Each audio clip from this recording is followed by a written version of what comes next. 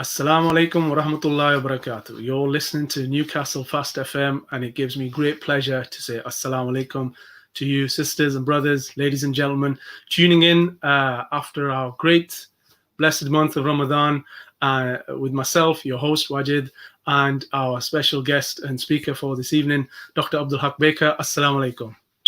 Wa alaikum salam wa rahmatullahi wa barakatuh. Wa alaikum salam. Jazakallah khair. I think since we last did a show, so much has been happening, and we've been having a chat about putting a show together that really explores the idea of identity. Because for those of you who followed us during the month of Ramadan, you had the pleasure of understanding the cycle of belief systems that we go through, the moments that we go through, and how we grow from being sort of from a youthful stage to the adults, well, from the knowledge, from data to youthful to adult, and to moving into the wisdom stage, and how our emotions evolve with that, and with our faith as well, inshallah. And that was something we covered in a lot of detail, Dr. Abdul Haq, and it was very useful for all of our listeners. So Jazakallah khair. I think what we wanted to do with this show was, inshallah, we will be hosting every Monday night at 8 p.m. GMT. And we will be exploring elements of identity. We'll be exploring ideas of societal issues, contemporary challenges, and we'll be bringing that discussion into this. And as our guest here, Dr. Abdul Haq, will say, inshallah, that we want you, as our listeners and our viewers, to chime in. Drop in questions, let us know what you think.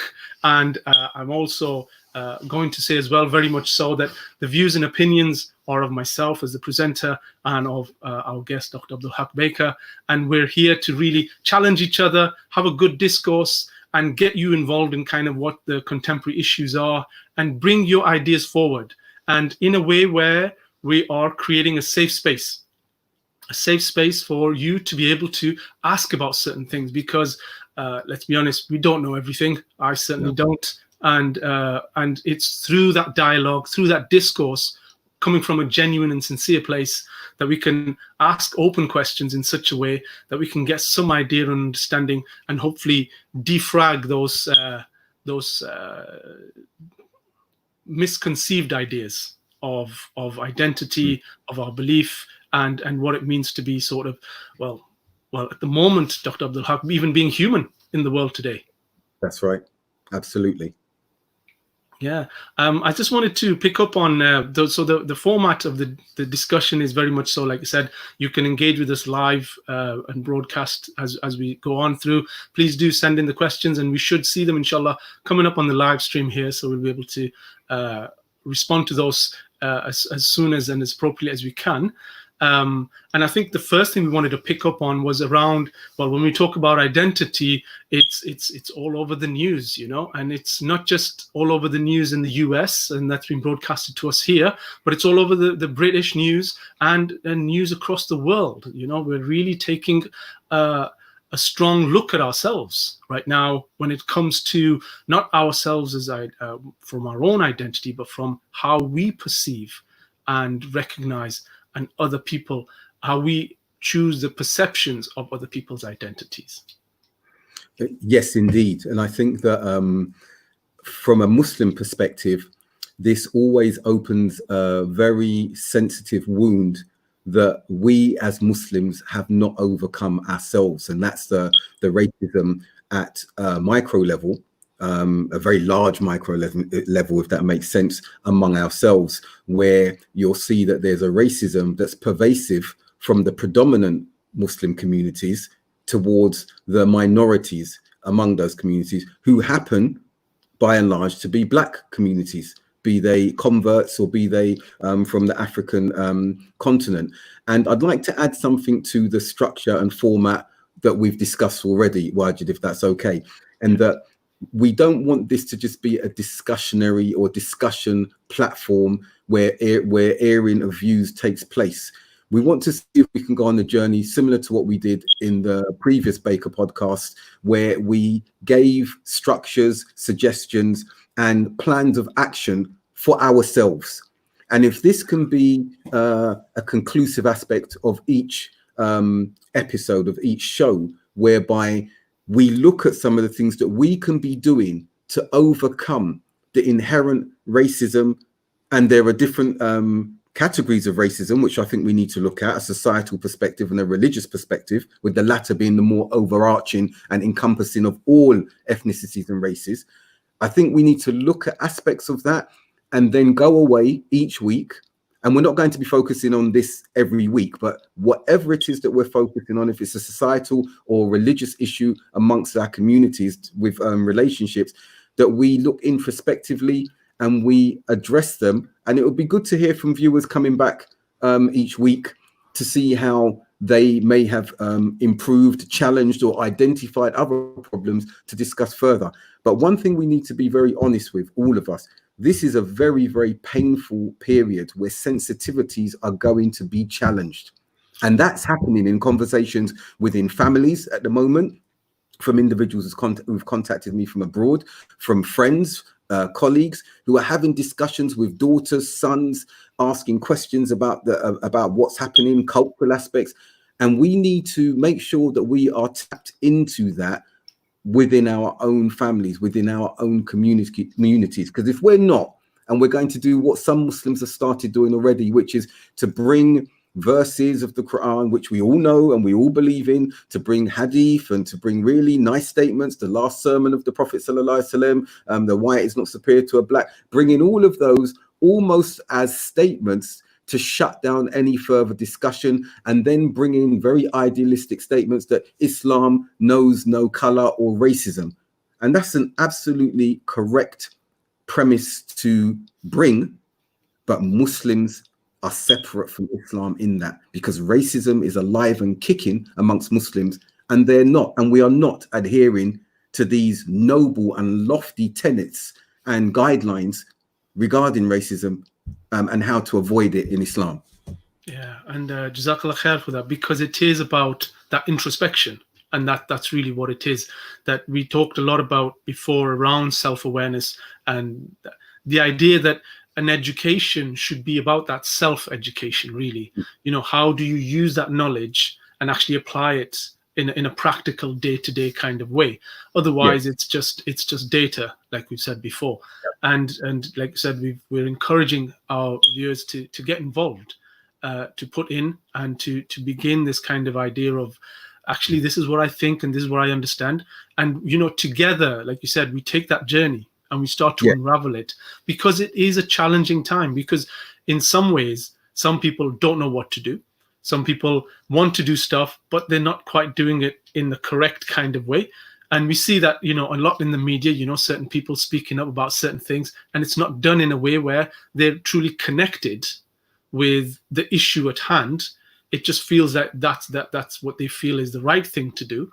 And the sincerity is there, but the way that it's being done isn't quite, you know, reaching out, like you said, you know, or in what is very much a painful scenario.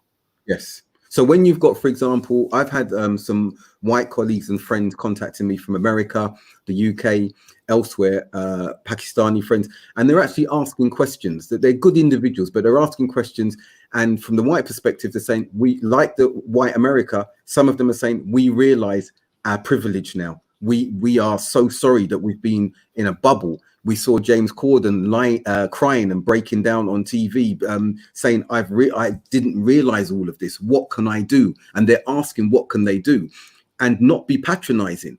And I think that as white America is doing that as well, saying, how can we help?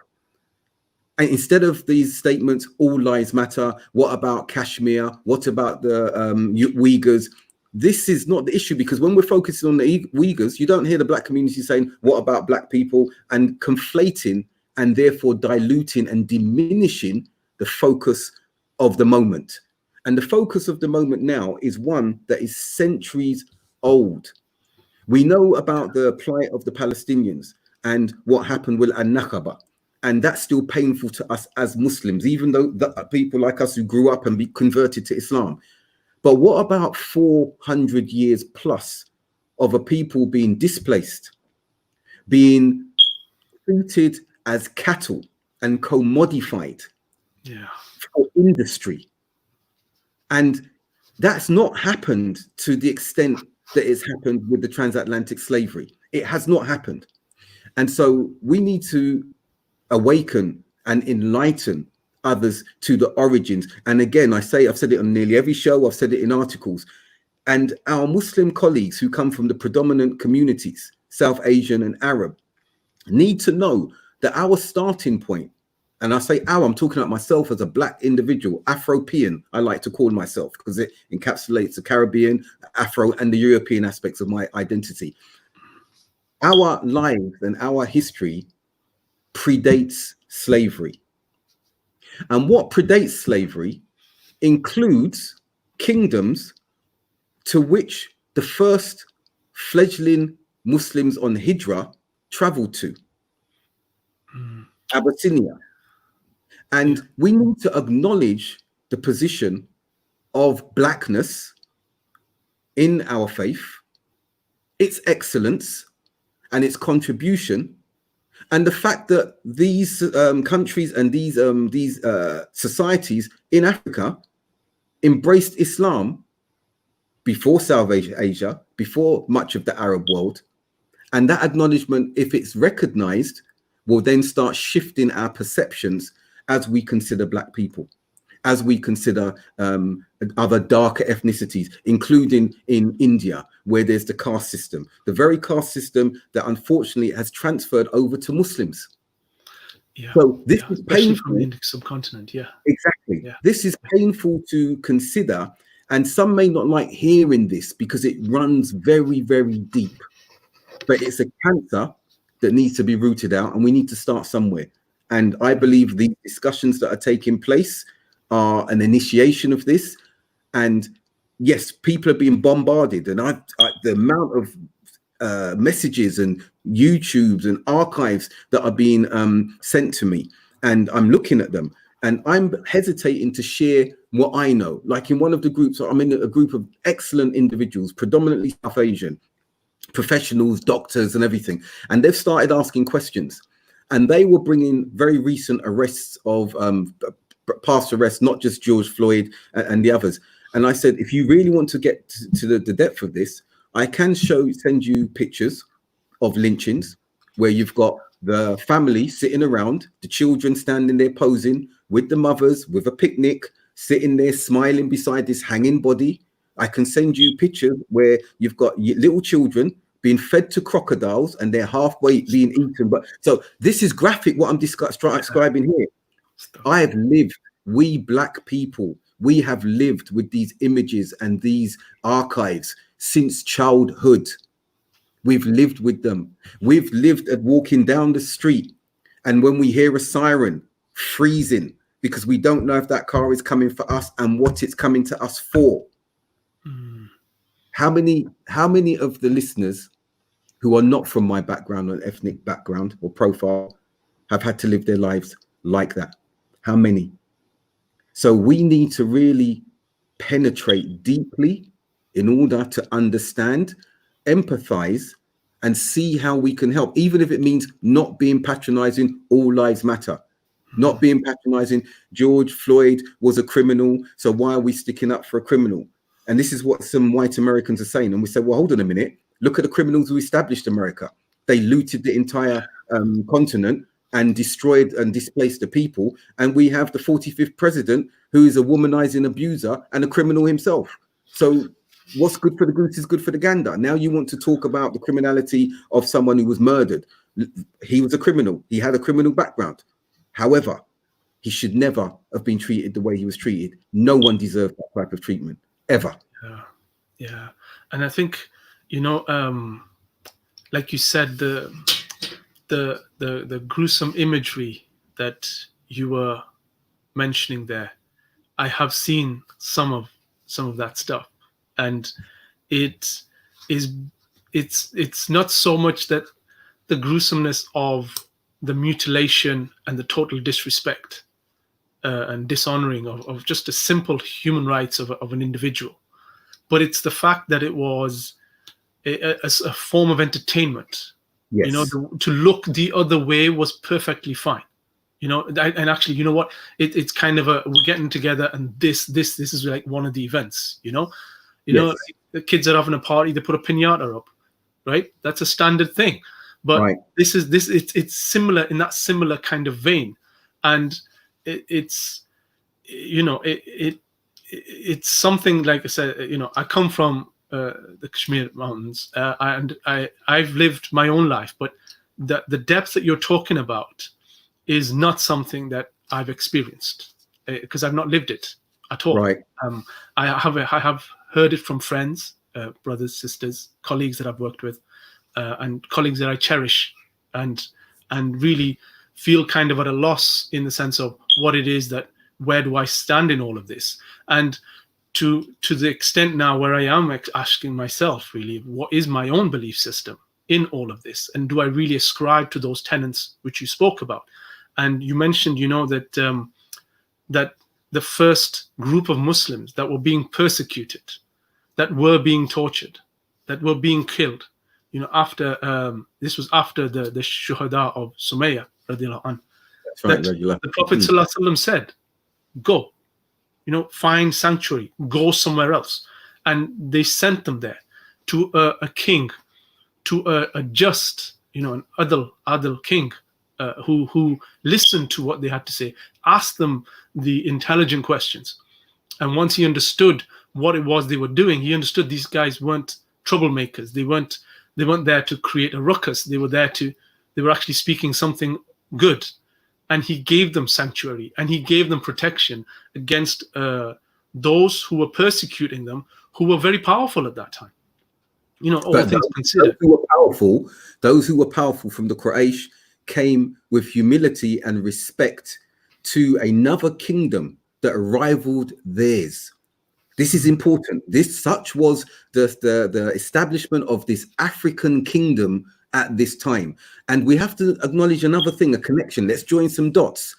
Bilal radiallahu anhu, who we're always referred to in deference, but in a way, I see it's to sanitize the black community. He was a wonderful companion, an illustrious companion.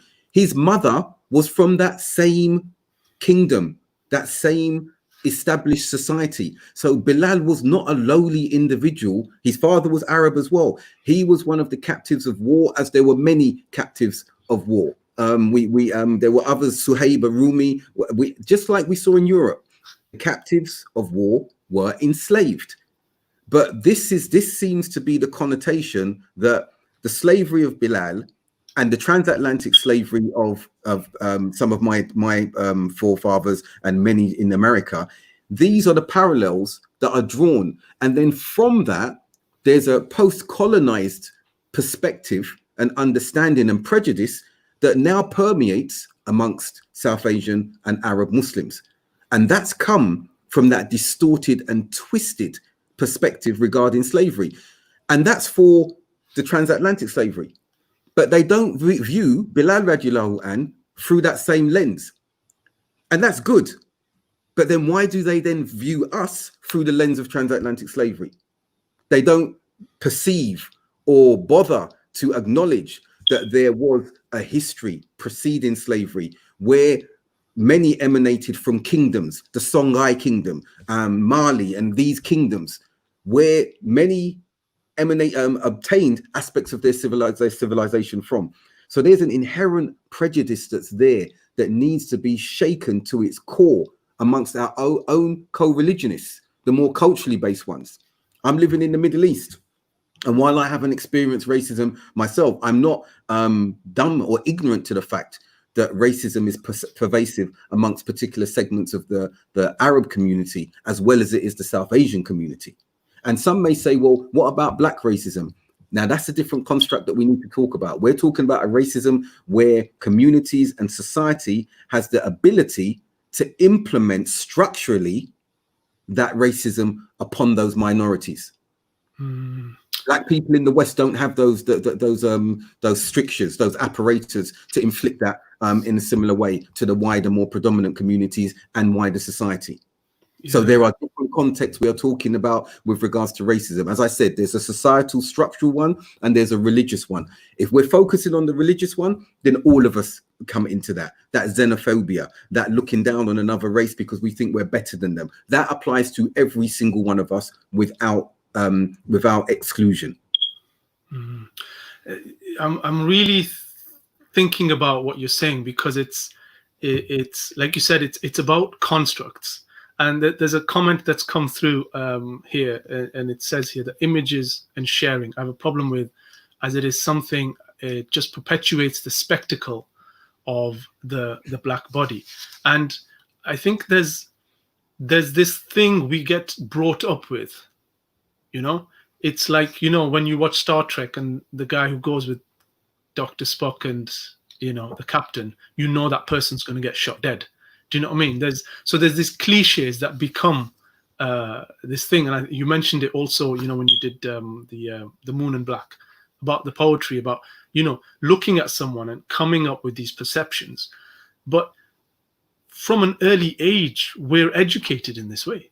You know, from an early age, we're taught about, especially now, we're taught that evolution is the thing, that, you know, we've all evolved from this thing, and this is how we've grown and become this thing. But within that evolution, that teaching of evolution, we're taught that those who are closest to, you know, the animal relatives, right, are less evolved than those who are more evolved. And this is something that gets ingrained in us, that we don't always see it for what it is.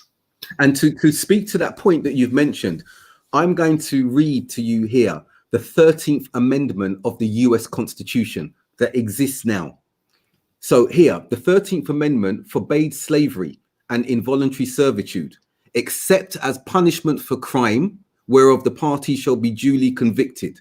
So more than a century later, the prison labor system has grown, okay? And basically, it's an institute whereby black people are being incarcerated again, and that 13th Amendment is being cast aside because now they can be back in servitude. That servitude is okay within that context. So let's see here, equating enslaved blacks to 3/5 of all other white persons match the ideology of the founding racists on both sides. So assimilationists and segregationists argued that black people were simultaneously human and subhuman.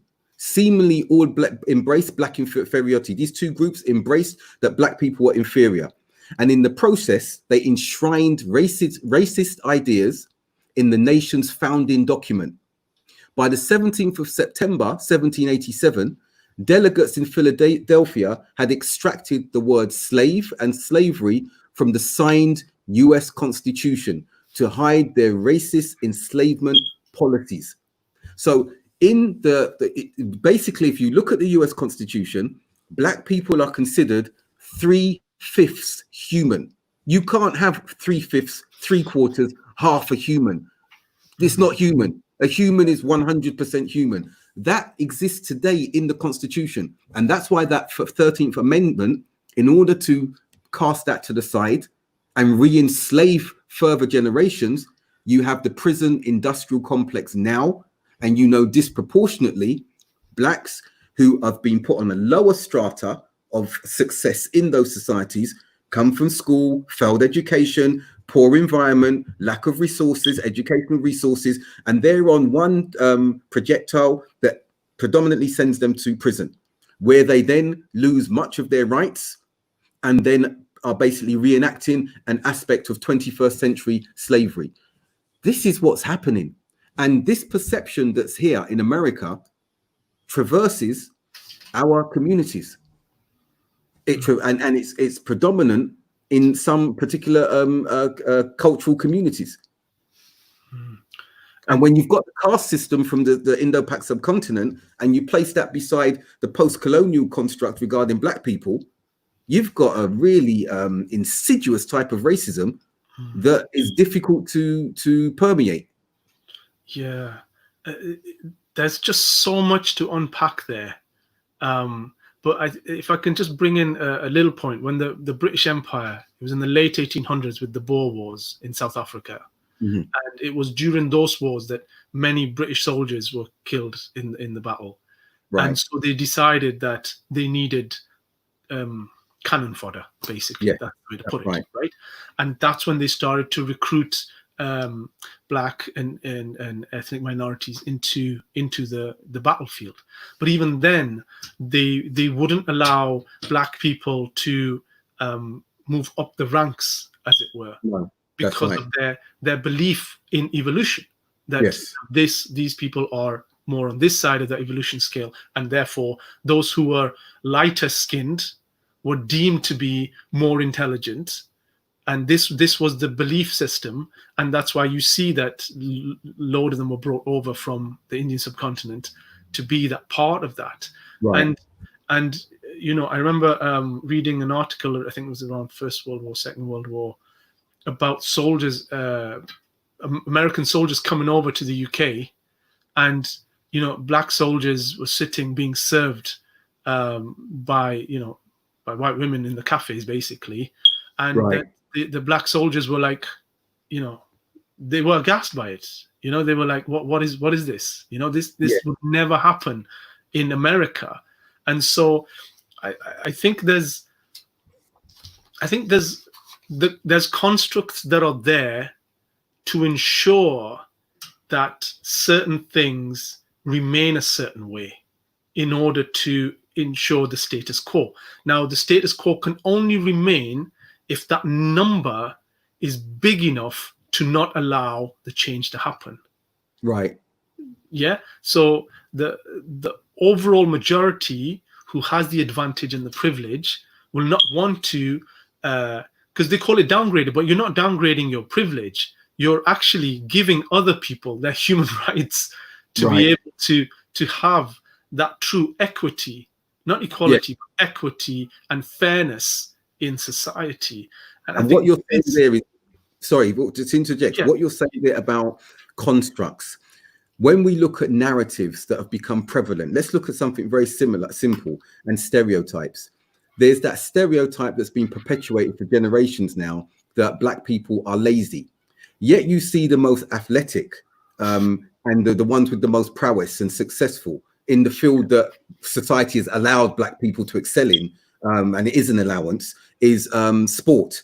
But then let's go further back, because the contradiction in terms is that an entire people, millions, were transported to build America, to toil in the fields, and while Europeans and white Americans, new Americans, sat back and lived a life of luxury as slave masters, as overseers in that instance.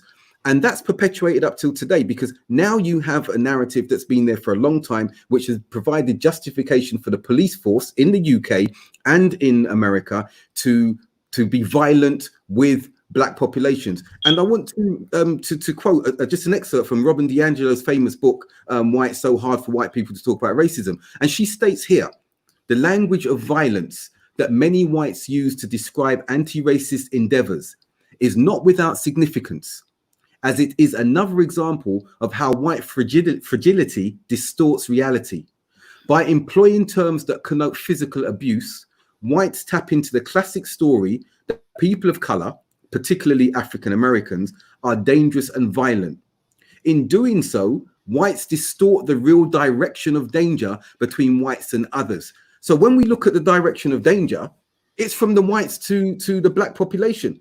And we've witnessed that in the Latin Americas, in the Americas, the genocide of the white Europeans when they've gone and conquered lands. We've witnessed that in Africa. We continue to witness this in a 20th, 21st century context. Let's look at the US and the wars it's enacted. Let's look at when we've recently commemorated the dropping of nuclear bombs.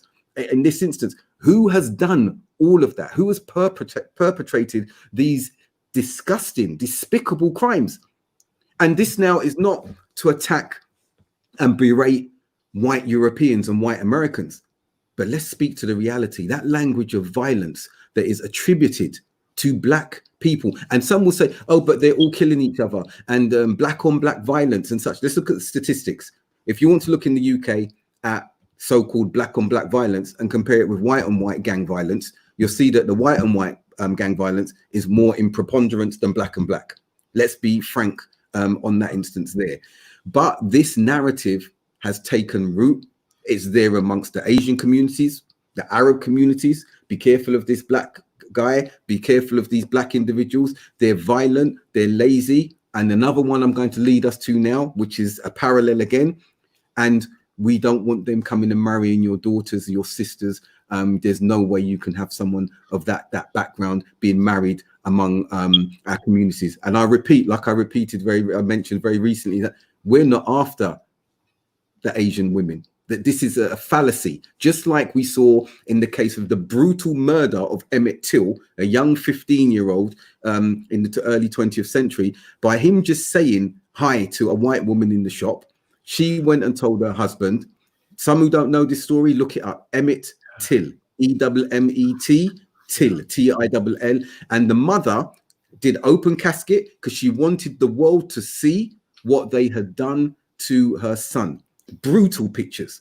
So basically, that language of violence was, oh, they want our white women. And this incensed white people in the similar way that we see it incenses South Asian and Arab communities. But let's be clear, we need to make a distinction here. Black communities are not after your women. Let's be, I'll say that. And the black women are not looking to run after other ethnicities as well. This is not by design. So we need to put that out there, because this is a narrative that's coming out at this time as well. Oh, the only thing you'll hear is that they say they can't marry our women. So if they could marry our women, would there be any issues they'd be speaking about racism? Move that to the side. Yes, there will be many, many issues of racism that we have to deal with and address, including, like what happens in wider society, that providing a pocket and a bracket in which black success, so-called success, is allowed to succeed. This is also happening in the wider Muslim communities, where black Muslims are being facilitated to be either entertainers, nasheed artists, the entertainment industry in that particular, sportsmen. This is where they're getting their accolade. But you're not seeing acknowledgement for the many doctors, the many engineers, the many scientists. You're not seeing that. So you're seeing a mirroring at a microcosmic level amongst Muslim communities of what's taking place in wider non-Muslim society. And this is unacceptable as well. Yeah, and I think, again, it feeds into that that sort of set narrative of things. Like you said, you're either going to be a sports person, or you're going to be this, or you're going to be that. And that's kind of the broad categories that you will slot into. And like you said, there's many doctors, there's many engineers, there's many of it. I think there's a very famous the famous doctor who came up with blood transfusion. I believe he was a black doctor, and ironically, they didn't give him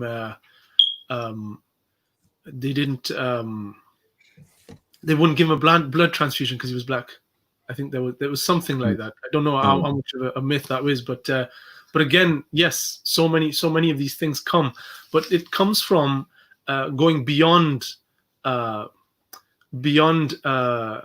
of the sort of that facade, as it were, that thin veneer of moving that away and seeing people for what it is. And I think, given what you've just said there, Dr. Abdul Haq, there's an element of being able to become introspective at this point and sort of reflect on that. Because like you said, there's these, because if you think about it, what you've just said there is kind of what the right wing say about, if you look at what happened during Brexit, yeah, it was very much a similar kind of narrative. They're all going to come flooding in the boats. They're all going to take all of your jobs. They're going to take all of this. They're going to do all of that. And that's it. We're going to be overrun. So it's always this threat. There's always a threat. There's always a fear. There's always this danger and this creating of otherness that gets done. That was done during the Brexit thing. And we know that, our own Prime Minister here, the sort of comments that he's made, outwardly racist comments, and yet not be held accountable and responsible for it. And it just demonstrates to us that there is very much a hierarchy. You know, there's Yes. very much a hierarchy that exists. Even if you look at sort of the Dominic Cummings situation, where you know Right. he drives, you know, up to the northeast, Well, yeah. you Right. know, hundreds of miles, you know, because what? Because there's no childcare in London. Well, that's got nothing to do with the failing government. That's Before he, that's after he visits a beauty spot. yeah. Well, he had to have his eyes tested, you know. So again, you know, again, but you see the narrative that comes out of that, the number of excuses, Mm. you know, that get generated just to support that hierarchy, that That's right. clique, and that Right. group to Yes. ensure that that status quo does not get shaken up. And I think it. That's what you're saying when we speak about Dominic Cummings and everything. Again, let's juxtapose that amongst our own communities. And here again, I want to bring you yet another quote from one of the articles that I was writing. And listen to this: white solidarity is the unspoken agreement among whites to protect white advantage and not cause another white person to feel racial discomfort by confronting them when they say or do something racially problematic. Now let's remove white solidarity and let's put South Asian solidarity and replace all of white with South Asian or with Arab. So what is the solidarity that is there amongst us as same culture, co-cultures? Let's say amongst black people, if we're talking about the overarching understanding of racism, when it's our own and we see racism in our own families from our parents, why they don't want their daughter to marry a black man, why a black individual doesn't want his daughter to marry an Asian or an Arab or a white man. And we see and we hear and we witness the racism, as I've done. And I've had aunties, Pakistani aunties who I was close to, calling me, asking me to dissuade their sons. This was amazing because they trust me, they love me, I love them. And it's like, Abdul Haq, you are a nephew. Please dissuade my son from wanting to marry this black sister, this black girl. And I'm looking at the auntie and like, have you seen my color? I'm the same as the person you're dissuading. And they know that. I said, yes, but but you're different. That stereotype, you're different. No, I'm not different. I'm the same. So we need to look at what we are letting pass among our own family. It's uncomfortable. And please let me make it clear for the viewer. This is not just to do with marriage. This is when comments are being made, insulting, derogatory comments concerning other ethnicities. And we listen, and we may smile at it. We may grimace, but we won't say anything about it. So as we said in this at the outset of this show, we really need to look at ourselves and see how we can effect change when this show finishes. Everyone's been hearing a lot of noise at the moment with what's taking place. It's endless. I go to bed exhausted. I wake up exhausted. I look at my phone and see the hundreds of messages and people wanting to speak to me and show and share things with me and asking me questions. As you said, we don't have all of the answers. Yes, I have an experience in addressing this issue. Why? Because like many black people, this has been part and parcel of my life. I haven't faced the racism that others have, some of the raw racism. Yes, when I was growing up, I did from white society and knew how to deal with it, and came to the brunt of it in the very brutal arrest and assault in my case, which I've spoken about in a separate video, and dealt with that. But within the biggest shock for me, and I will say this emphatically now, the biggest shock for me and many converts when we came to Islam was the racism that we witnessed amongst Muslims, especially knowing that this is the perfect religion and what the Quran says, what our final prophet, sallallahu alaihi wasallam, Muhammad says, Al-Mustafa says concerning censure of racism. And knowing that that's there, the religion, this is enshrined in the religion, and then to witness the type of racism that is pervasive amongst the predominant community, this had many of us questioning ourselves. Obviously, we came because of the deen, but when we saw this from the Arab world, from the South Asian world, we asked, well, what religion are they practicing? We laud Prophet Muhammad, not laud, but we revere Prophet Muhammad sallallahu alaihi wasallam, as we should do. But yeah, and we have examples from him. But while we're talking about George Floyd and how bad it is in wider society, we have to look inwardly and on a microcosmic level, but significant microcosmic level, as I said earlier, our communities are conveying a similar type of racism. And that's why you've got these Pan-African movements and individuals speaking, saying Islam is not for black people. They even enslaved black people. They didn't only enslave black people, mind you. We know that Europeans and others were enslaved, but they enslaved black people. Look at the treatment of black people. Then you see these images of maids in the Middle East and some of the bad treatment that's been taking place with some of these maids. And they use this to highlight that this is Islam, not culture or abuse of culture or religion, but they say this is what's happening. So this then, it makes black people who are looking at Islam detract from Islam. It makes Muslims who are in the faith isolate themselves from these communities, because when you've got individuals going into a predominantly Asian mosque and individuals don't want to stand next to them to pray, or are questioning, how are you Muslim? How can you as a black man be Muslim? That shows, reveals a level of ignorance that is alarming, because they can say, hold on, our continent became Muslim before yours. So what are you asking that question for? So education is needed at this particular point, and the level of introspection that needs to take place is a very, very painful one. So as I said about the noise, don't let the noise go away, because if you're shutting out the noise, then there's a refusal to deal with some inherent problems in our communities and to self-reflect on any hidden prejudices that we may possess in ourselves and that we are transferring to our children, to our siblings, or we are taking from our parents.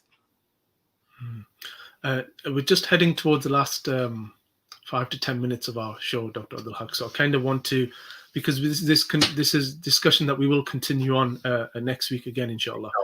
But it was just to really sort of pick up on kind of what we've chatted about, in the sense of the perception of black people.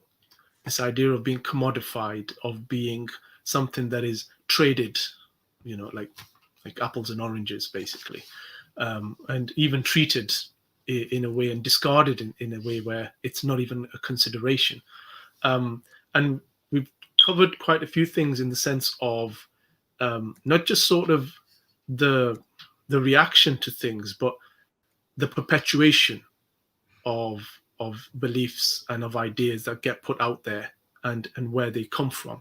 And I think sometimes, like you said about, you know, sort of from the South Asian community, when you are born with something, then it does feel very much part of your identity, and it feels like, you know, you don't realize the privilege that you have because you're born with it. Do you know what I mean? You know, it's like when people sort of say, people from the UK, when they say, well, if your leader's doing this, why aren't they speaking against that leader? And it's like, well, you don't know what it's like in that country. When you speak out against that leader, it's not just you, but your whole family's going to disappear. That's you know, right. They don't recognize the realities of other dictatorships and realities of other parts of the world. And I think similarly, we don't have that full and true understanding. And it's not, maybe it is empathy to at least start to unpick and unravel the realities of what has been happening to a whole segment of a very large part of our community. Do you understand? It's not like, you know, black people are a few. There's only 100 of them in Minnesota or in Birmingham. There's not, you know, there's millions of them. But that systematic oppression that's there, that, you know, because Allah subhanahu wa ta'ala tells us, you know, Allah does not change the condition of the people until they change the condition of themselves. But I'm not saying that in the sense of towards our black sisters and brothers. I'm saying that towards ourselves, in the sense that what is it that we are holding on to, right, as Muslims, that we need to let go of, because it does reek of that jahiliyyah that we were supposed to let go. And right. And in order to let go of that, you make space for something else. That's how it works, you know, that nature abhors a vacuum. So you release something, you make space for something else. But also know this, because that's very important that you're saying that. I want you to know this about us as a Black people. We are a very proud and dignified nation and race of individuals. And we have an illustrious past that we are moving back towards to reconnect with. Those histories of Abyssinia, those histories of Mansa Musa, who remains today the most wealthiest man recorded in living memory. 400 billion was his worth. Okay. And as he traveled to Makkah, building cities as he went along and donating, we have an illustrious past. And we are slowly but surely reconnecting with that, because history has literally been whitewashed. Okay, so when I was in school, I've mentioned this to you before, and I was being told in the predominantly white school that I went to, when they put the picture of a Viking with the two horns and blonde hair and told me that was my ancestor, I switched off from history altogether, because that was his story, but not mine. So we are now, as a people, the various ethnicities, the various Black communities and cultures are traversing a path that's reconnecting us with our illustrious history. And we are a proud people, and we are a strong people, and we are a resilient people, so much so that 400 years on, with the brutality that has been meted out to these generations, we're still here. Yeah. We're still here. And I ask you to name one set of peoples in history who have withstood what Black communities are continuing to withstand. And I say this not in arrogance, but for the other cultures and other ethnicities to acknowledge this and realize we need to support them as they supported us historically, as they continue to support us in our plights. When it comes to Afghanistan, Kashmir, you will see that we don't make any distinction that, oh, it's not a Black cause, so we're not going to be there. They need to join with us in the oppression that we've been receiving systemically, institutionally. We are among the few who have inherited poverty. When the slavery was abolished, and I'll leave this and pass it back to you, when slavery was abolished and we have the British praising themselves and patting themselves on the back, they recompensed the slave traders and slave owners millions of pounds. What was given to the Black emancipated slaves? Oh, in America, it's 40 acres and a mule. But as there's the society we live in today is still living off that inherited wealth from slavery, the infrastructure. You look around the country, and universities are acknowledging this now. The banks have acknowledged this. What about the inherited poverty, that generational poverty? Because those at the bottom of the rung, their descendants have never been on an even keel and an even footing as everyone else. Now, cultural Muslims, they have a connection back to their home countries, and many have wealth in that instance. And if they didn't have wealth, they came together and with that family structure built their wealth. Converts have been disconnected in that instance when many of us have come to Islam, and many of those who came from the West Indies didn't have that structure. They came from slavery descendancy. So look at the platforms that we are starting from. And yet we're being told, why do they complain? Why have they got chips on their shoulder? As Malcolm X said, it's not a chip on my shoulder, it's your foot on my neck. So we need to consider that. I ask others to consider that when they've got a negative feeling concerning why are Black people speaking in this way now? Because that always happens. When Black communities, Black individuals speak, they almost want us to be quiet and diminish our argument. And this is problematic in itself as well. So I ask the viewers, I ask the listeners, really look inside yourself and ask yourself this. If you've got issues with what you're hearing and you've got prejudices and racism towards Black people today, then you should have that same feeling against the Prophet ﷺ's second wife, Sauda. You should resent her like you resent us. You should have the same feelings there. You should have the same feelings for Bilal ibn Rabah. You should have the same feelings for all of the Black Sahaba. You should despise Musa or have the same resentment for Musa alayhi salam. Alayhi salam. I'm saying this, and this may be tough what I'm addressing individuals on, but if you've got that towards black people today, then it automatically should transfer to these examples that I've given now. And I hand it back to you, Wajid, with that very emphatic ending, because I want us to look deeply and really churn out what is inside of us. Inshallah. Inshallah. Jazakallah khair, Dr. Abdul Haq. Right. We're going to round it off there, inshallah. I don't have any response to what you've said, but nonetheless, it wasn't, I don't feel what you've said was for a response, but it was for reflection and contemplation. That if we say one thing, what does that mean? And, you know, going back to kind of what we discussed before, it's an idea. Where does it progress to that it actually becomes day-to-day wisdom? And it takes that self-awareness, and it takes courage as well to sort of say, look, I've got a problem here. You know what I mean? I'll be honest with you, here where we live in Newcastle, there's not many black people. When I went to primary school, I was the only ethnic minority in that primary school, and I was black. That's how non-black this area used to be. And but when we went to secondary school, there were some black kids that went there as well, and that environment bonded us. Do you understand? It didn't matter what background we came from. We just knew that each of us were going through some kind of hell that we could relate to, you know, on a day-to-day basis in school. That there were moments where it was just some of the best days of my lives, but some absolutely horrendous days as well. And I think it takes that self-awareness and self-reflection, but also to not necessarily like I can't walk in your shoes. It's as simple as that. I can't walk, and I'm not going to pretend to be able to walk in your shoes either. But what I can do is try to, I don't know, I suppose, connect with you in that sense. Like you said, there's a human element, but there's also that faith element that Musa alayhi salam, you know, one of our revered prophets, you know, Moses. Allah spoke to Kallamallahu Musa takliman. Allah spoke directly to Musa. This is who this individual is. Yeah. You know, lead your people. That one who had the stutter, and then Allah unraveled their tongue, and Allah, you know, with the staff, raise your staff, do this, have faith in me, I will take care of you.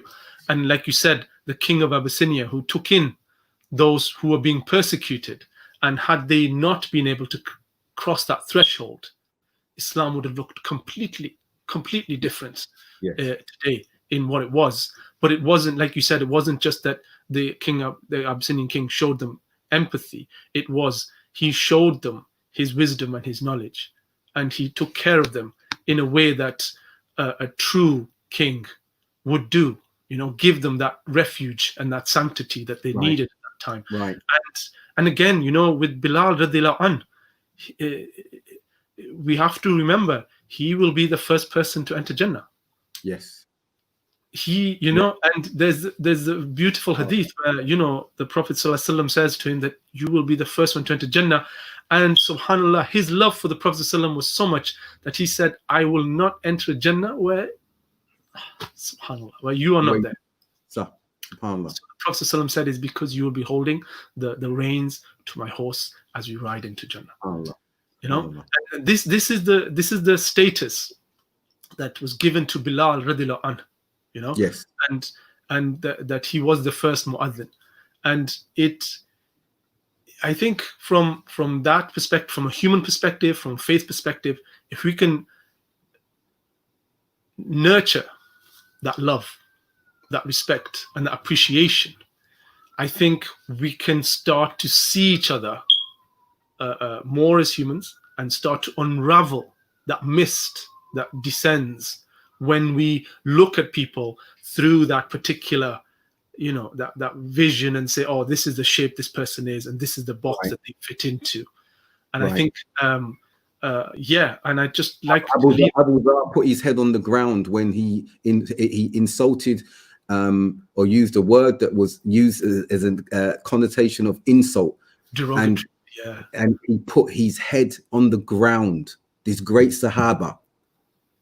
We need to put our heads on the ground, metaphorically speaking, for the racism that we've been displaying towards each other. And if we say we follow the Sunnah, if we say that we follow our Prophet Muhammad sallallahu alaihi wasallam, no other action, metaphorically speaking, is required except this, to rid this insidious disease from us. May Allah protect us and purify us and guide us. Ameen. Dr. Abdul Haq, we will continue this discussion next Monday, sisters and brothers, and I mean that in the broadest sense. Ladies and gentlemen, sisters and brothers who have been viewing, thank you very much. Thank you very much for the comments. I'm sorry I haven't really had a chance to get through, but if you do have any questions, you do have any sort of feedback you have, drop it in for us. We're really ready to open this up and carry on this discussion. And like you said, this is the beginning of our discussion. We'll be covering many aspects of identity and exploring it in many ways, inshallah. This is the most relevant thing right now, and I think it's a brilliant place to start. I want to thank you again, Dr. Abdul Haq, Jazakallah khair, for joining us this evening. And inshallah, to all of our viewers and listeners, inshallah, we will join you, inshallah, next Monday, 8 p.m. We look forward to it. Barakallahu feek for your time. Assalamu alaikum wa rahmatullahi wa barakatuh. Wa alaikum assalam wa rahmatullahi wa barakatuh.